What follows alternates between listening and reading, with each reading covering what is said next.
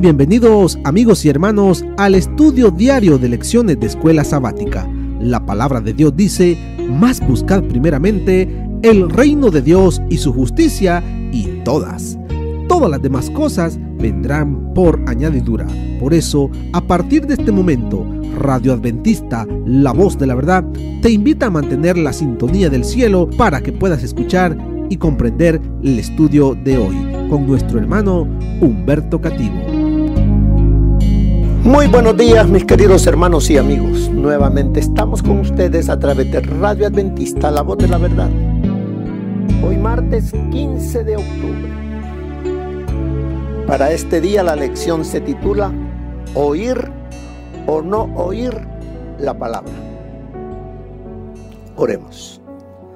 Dios y Padre que mora en los cielos, Señor Jehová, alabado sea su sagrado nombre. Gracias, oh Señor, por la vida que nos concede. Y la vida está en Cristo Jesús. Gracias por este privilegio de escuchar, de escudriñar su palabra y recibir a través de ella los consejos que cada uno de nosotros necesitamos para agradarle a usted.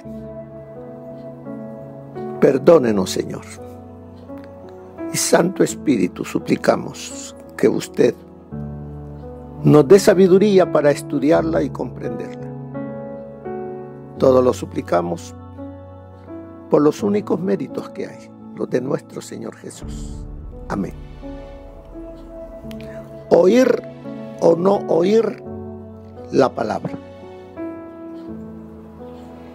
¿Qué es la palabra? Como ya lo vimos ayer, la palabra no es nada abstracto, es una persona. La palabra es el verbo, es el logos, es Cristo Jesús. ¿Oiremos o no oiremos? ¿Obedeceremos o no obedeceremos lo que la palabra, lo que Cristo dice? Eso es lo que está en el título. Tenemos libre albedrío para obedecer, para oír o no oír. Pero sabemos cuáles serán los resultados al final. Si oímos, vamos a poner en práctica lo que oímos. Si no oímos, seguiremos siendo los mismos de siempre. Pero al final, si oímos, hay vida eterna. Y si no oímos, destrucción y muerte eterna. Así. ¿Qué nos dice ahí Juan? Capítulo 1 del 9 al 13. La luz verdadera que alumbra a todo hombre venía a este mundo. En el mundo estaba, y el mundo fue hecho por medio de él. Pero el mundo no le conoció.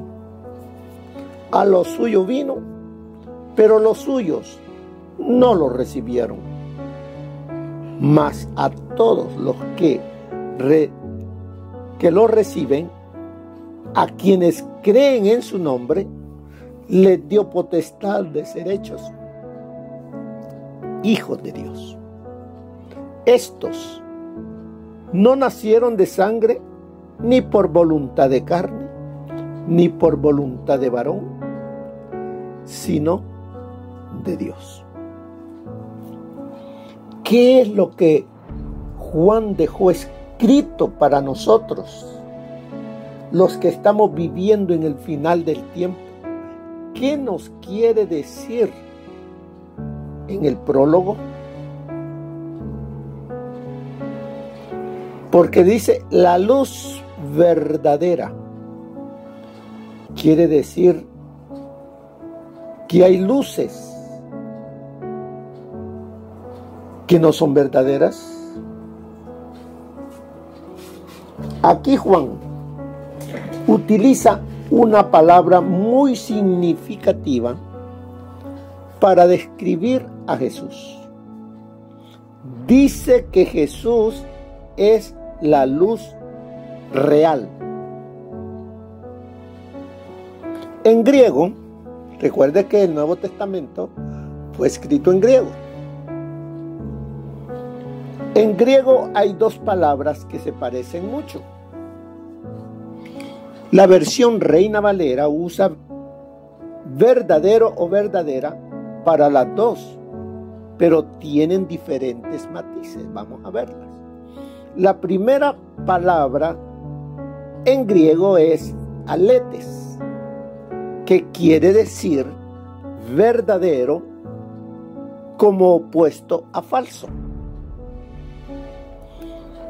Es la palabra que usaríamos para decir que una aseveración es verdad. La segunda palabra es aletinos, que quiere decir real o genuino, opuesto a irreal. Así pues, lo que Juan está diciendo es que Jesús es la luz real que viene a iluminar a la humanidad. Antes de Jesús, antes que Jesús viniera, habían otras luces que seguían las personas. Algunas eran parpadeos de la verdad, otras vislumbres fugaces de la realidad, otras fuegos fatuos o meras luciérnagas. Todavía existen las luces fugaces y los fuegos artificiales y quienes se conforman con ello, pero solo Jesús es la luz genuina, verdadera, la luz real que guía a las personas en su camino. Juan dice que Jesús, al venir al mundo, trajo a la humanidad la luz real. Su venida fue como un destello de luz, como la venida de la aurora. Su venida disipó las sombras de la duda. Hasta que Él vino, todo lo que sabía de Dios eran suposiciones. Es difícil descubrir nada de Dios, dijo uno de los griegos, y cuando has descubierto algo es imposible comunicárselo a otro. Para los paganos, o Dios moraba en tinieblas inescrutables o en una luz deslumbradora e inaccesible. Pero cuando vino Jesús, la humanidad pudo ver con toda claridad cómo es Dios. Las sombras y las tinieblas huyeron. Los días de las suposiciones se acabaron. Ya no hubo necesidad de seguir en un agnosticismo melancólico. Se hizo la luz. Su venida disipó las sombras de la desesperación. Jesús vino a un mundo que estaba sumido en la desesperación. La humanidad, decía Séneca, es consciente de su indefensión en las cosas fundamentales. Las personas anhelaban una mano que se les tendiera para levantarlas. Odian sus pecados, pero no se pueden librar de ellos. La humanidad desesperaba de hacerse a sí mismo o el mundo o al mundo mejores, pero con la venida de Jesús entró en la vida un nuevo poder. Jesús no solo trajo conocimiento, sino también poder. Vino no solo para indicar el buen camino, sino para capacitarnos, para andar por él. Nos dio no solo instrucción, sino una presencia con la que todo lo que era imposible se hizo posible. La oscuridad del pesimismo y la desesperación desaparecieron para siempre. Su venida disipó las tinieblas de la muerte. El mundo antiguo le tenía pánico a la muerte. Lo mejor que se podía pensar de ella era la aniquilación, y el alma humana se estremecía al pensarlo.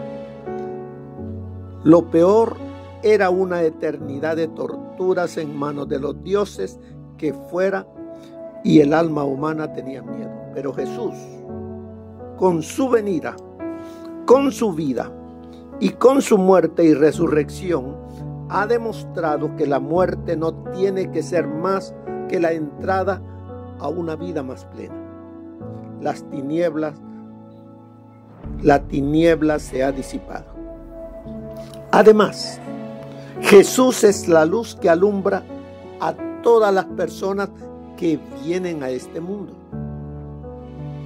El mundo antiguo era excluyente. Muchos judíos odiaban a los gentiles y decían que los gentiles no habían sido creados nada más que para servir de leña en el infierno. Es verdad que hubo profetas que vieron que la misión de Israel era ser una luz para los gentiles, pero esa era una misión que la mayoría del pueblo rehusaba asumir. El mundo griego nunca soñó que el conocimiento fuera para toda la humanidad. El mundo romano despreciaba a los bárbaros, los salvajes que vivían sin ley. Pero Jesús vino para hacer la luz ¿de cuántos? De todos. Solo el Dios y Padre de nuestro Señor Jesucristo tiene un corazón suficientemente grande para albergar a todo el mundo. ¿Qué más nos sigue diciendo en esos versículos? Dice: la luz verdadera que alumbra a todo hombre venía a este mundo. En el mundo estaba, y el mundo fue hecho por medio de él, pero el mundo no le conoció. ¿Qué sucedió? ¿Qué sucedió? ¿Qué es lo que nos quiere enseñar cuando dice: estaba en el mundo, y aunque él había sido el intermediario para que el mundo llegara a existir, el mundo no le conoció? Fue a su propio hogar a donde vino, y sin embargo los suyos no le dieron la bienvenida. Esta es otra versión, pero es lo mismo. Así es de que vemos la palabra creadora y ordenadora de Dios vino a este mundo en la persona del hombre Jesús. Juan dice que la palabra vino a su propio hogar, pero los suyos no le dieron la bienvenida. ¿Qué quiere decir con eso? Quiere decir que cuando la palabra de Dios entró en este mundo, no llegó a Roma, o a Grecia, o a Egipto, o a los imperios del Oriente. ¿A dónde vino? Vino a Palestina, que era la tierra de Dios, en un sentido especial, y a los judíos, que eran el pueblo escogido de Dios. Eso es lo que está diciendo. Los mismos nombres que se les dan a esa tierra y a ese pueblo en el Antiguo Testamento nos lo demuestran. A Palestina se la llama con frecuencia la Tierra Santa. Zacarías 2:12. Se la llama la tierra del Señor. Dios habla de ella como su tierra en Oseas 9:3, Jeremías 2:7 y más. A la nación de Israel se la llama el especial tesoro de Dios. Éxodo 19:5, Salmo 135:4. También se le llama pueblo santo para el Señor, pueblo especial, Deuteronomio 7:6, pueblo único, Deuteronomio 14:2, su excesiva posesión, Deuteronomio 26:18. Y así, Palestina es el hogar donde llegó la palabra, donde llegó el Logos, donde llegó el Verbo, donde llegó Cristo. Jesús vino a la tierra que era especialmente la tierra de Dios y a un pueblo que era especialmente el pueblo de Dios. Era de esperar que aquella nación le hubiera recibido con los brazos abiertos y con todas las puertas abiertas, que se le hubiera dado la bienvenida como a un viajero que llegara a su propia casa, o más aún, como un rey que llegara a su nación. Pero ¿qué pasó? Pero le rechazaron. Le recibieron con odio en vez de con adoración. Aquí tenemos la tragedia de un pueblo que había sido elegido y preparado para una tarea y que se negó a cumplirla. Puede que unos padres, aquí vamos a ver un ejemplo, puede ser que unos padres ahorren y se sacrifiquen para darle a su hijo o a su hija una oportunidad en la vida, para que tenga una preparación, para que algún trabajo o oportunidad especial, y cuando llegue el momento, la persona por la que se sacrificó todo se niega a aprovechar la oportunidad o falla miserablemente al enfrentarse con el desafío. Ahí está la tragedia. Y eso fue lo que le pasó a Dios. Sería erróneo pensar que Dios no había preparado nada más que a Israel.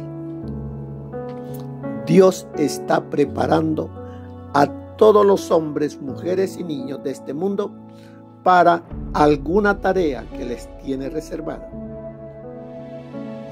Así es de que tú y yo, el Señor nos tiene preparado una labor que hacer para Él. Que no se diga, a lo suyo vino y Él no le recibió. Que no seamos como los del pueblo de antaño, sino que seamos un pueblo hoy agradecido y hagamos lo que a Él le agrada. También vemos en los versículos 12 y 13, ¿qué dice? 12 y 13. Mas a todos los que lo recibieron, a quienes creen en su nombre, les dio potestad de ser hechos hijos de Dios.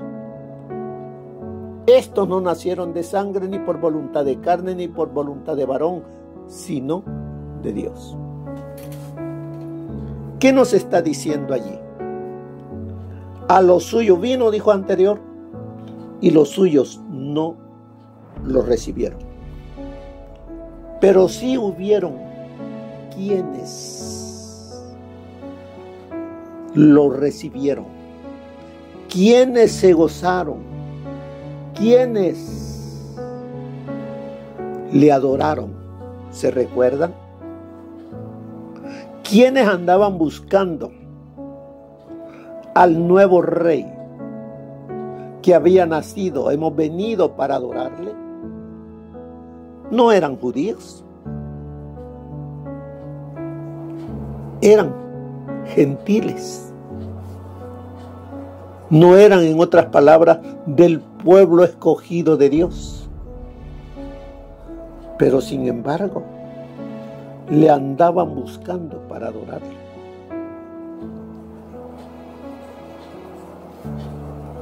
Hombres sencillos, humildes, allá en la montaña, fueron los privilegiados de recibir la noticia. Ha nacido el Salvador. ¿Cómo sabrán? Vayan allá, Belén, y lo encontrarán en un establo, envuelto en pañales. Fueron poquitos, pero hubieron quienes le dieron la bienvenida adorándole.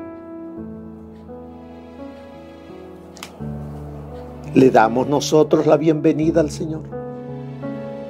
¿Le abrimos nuestra mente, nuestro corazón, para que Él reine en mí, en ti? ¿O solamente decimos, pero no hacemos? Oímos, pero no hay cambios en nuestra vida. Así que, hermanos, es necesario que al oír me detenga para que me examine a mí mismo si estoy en la palabra, si estoy en Cristo. Todo eso es lo que nos está diciendo Juan. Porque el llamado de Juan es para que todo aquel que en él cree no se pierda, mas tenga vida eterna. Ese es el anhelo. ¿Qué más podemos encontrar? Juan proclama que solo podemos entrar en esa relación real y verdadera de hijos de Dios por medio de Jesucristo. Nada más. No podemos decirnos hijos de Dios si Jesús no es mi Señor y mi Dios.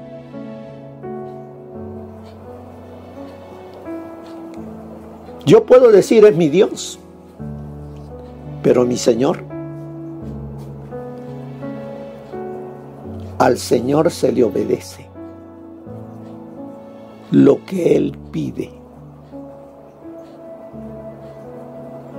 ¿Qué dice Deuteronomio capítulo 10 versículo 12?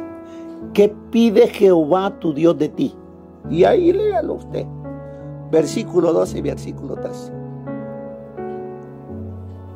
Y de esa manera, si hacemos su voluntad, seremos llamados hijos e hijas de Dios. Así es de que es lo que nos está diciendo el prólogo de Juan, que solo podemos entrar en esa relación real y verdadera de hijos e hijas de Dios por medio de Jesucristo. Yo soy el camino, la verdad y la vida, dijo el Señor, ¿o no lo dijo? Nadie viene al Padre sino por mí. Cuando Juan dice que esto no viene de sangre, está expresando la convicción judía de que un hijo nacía de la unión de la simiente del padre con la sangre de la madre. Esta condición de hijos no es el resultado de ningún impulso o deseo humano, ni de ningún acto de voluntad humana. Procede exclusivamente de Dios. Nacemos de papá y mamá. Ese es el nacimiento carnal. Pero Dios, aquí Juan nos está diciendo que nosotros necesitamos nacer del Espíritu, tener la naturaleza espiritual, porque solamente con esa naturaleza podremos amar, oír, obedecer la palabra. Y solamente así podremos heredar la vida eterna. Solamente. De lo contrario, no lo podremos. No podremos llegar. No os engañéis, dice el Señor. Dios no puede ser burlado. Todo lo que el hombre siembre, de eso segará. ¿Estamos sembrando para la carne o estamos sembrando para el Espíritu? Así es de que, por eso dice, de manera similar, dice Juan, dice que todos los que reciban a Jesús como su Salvador, ahí lo dice la lección, se convertirán en hijos de Dios. Esto sucede al creer. Esa palabra, creer, no es solamente tener un conocimiento teórico. La palabra creer implica transformación de todo lo que soy, de todo lo que digo, de todo lo que veo. Creer en su nombre es reflejar su carácter. He aquí, dice al final, la conexión entre el prólogo y la conclusión del Evangelio. En Juan 20:31, ¿qué dice Juan? Vamos a ver, leámoslo. Juan 20:31, donde nos dice: pero estas se han escrito para que creáis que Jesús es el Cristo, el Hijo de Dios, y para que creyendo tengáis, ¿qué dice?, vida en su nombre. ¿Cuál es el propósito de todo lo que Juan escribió? Para que creamos que Jesucristo es el enviado del Padre, es Emmanuel, es Dios con nosotros, es nuestro Salvador. Y para que creyendo tengáis vida en su nombre. El prólogo lo dice y el epílogo lo vuelve a decir. ¿Es importante? Claro que es muy importante para cada uno de nosotros. Por eso dice aquí, mira, al final la lección, he aquí la conexión entre el prólogo, que es el inicio, y la conclusión del Evangelio, que es el epílogo, en Juan 20:31.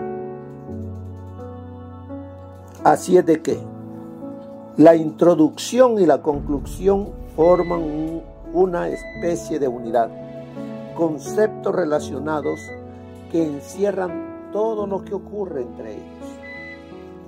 Este vínculo apunta al objetivo global del Evangelio de Juan: que la gente se salve, que tú y yo nos salvemos creyendo en Jesucristo como mi único y suficiente Salvador. Eso es lo que nos está enseñando Juan, y lo estamos estudiando a través de la lección de este trimestre.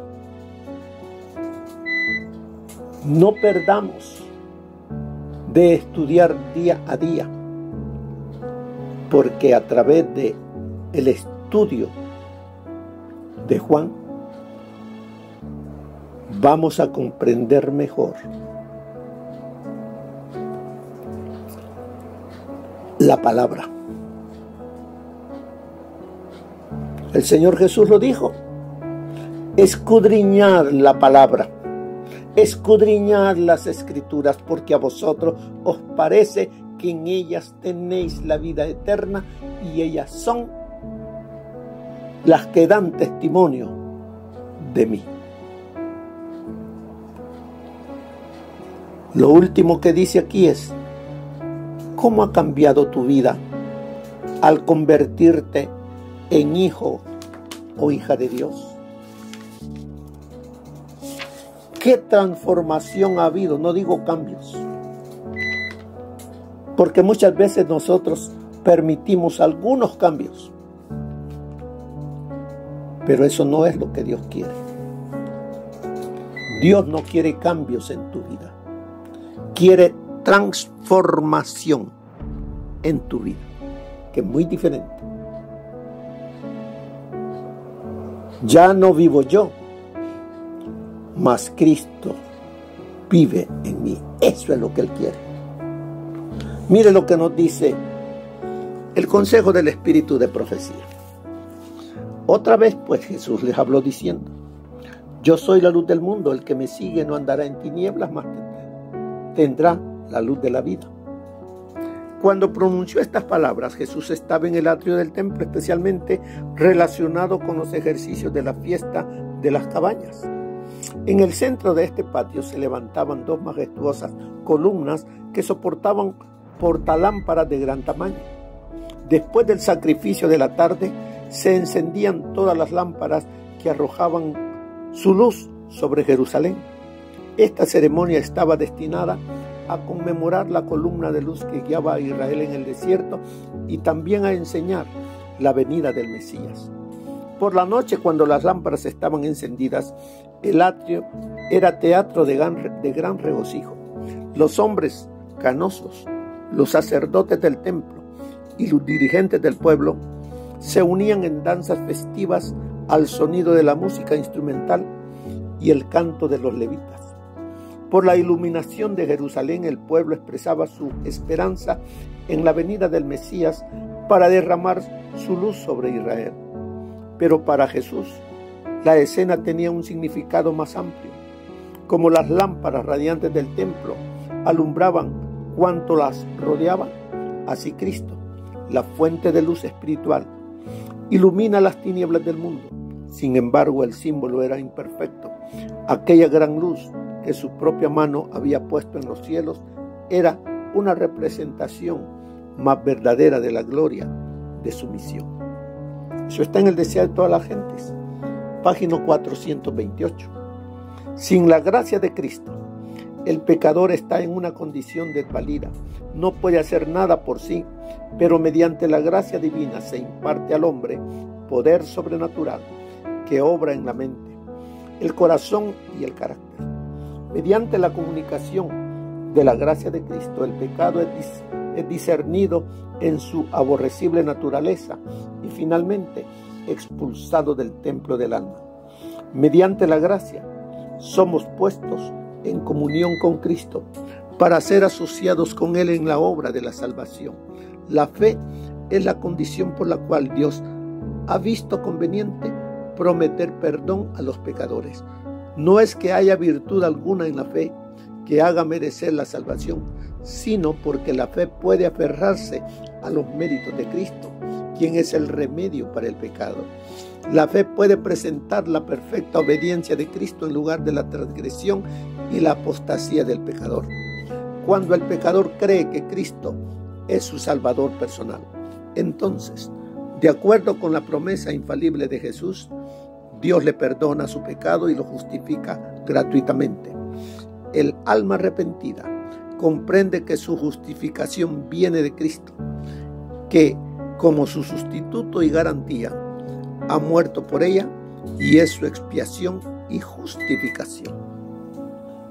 Eso es Mensajes Selectos, tomo 1, página 429. Así que, mis queridos hermanos, el Señor nos llama a oír la palabra. Oír para que mi libre albedrío se una al poder que da Dios, que da a través de Jesús, para permitir que el Espíritu Santo transforme nuestras vidas. Hagamos eso. De lo contrario, seremos como los religiosos del pueblo de Israel, que a lo suyo vino y los suyos no le recibieron. Que el Señor les bendiga, hermano. Pasen feliz día. Amén. Gracias por habernos acompañado en el estudio de hoy de Lecciones de Escuela Sabática. Te esperamos para nuestra próxima transmisión aquí por Radio Adventista, La Voz de la Verdad. Y recuerda sintonizarnos siempre. También puedes encontrar estos audios en nuestro canal de YouTube. Búscanos como La Voz de la Verdad. Allí encontrará estos audios. Que tengas un feliz día. Te esperamos para la próxima.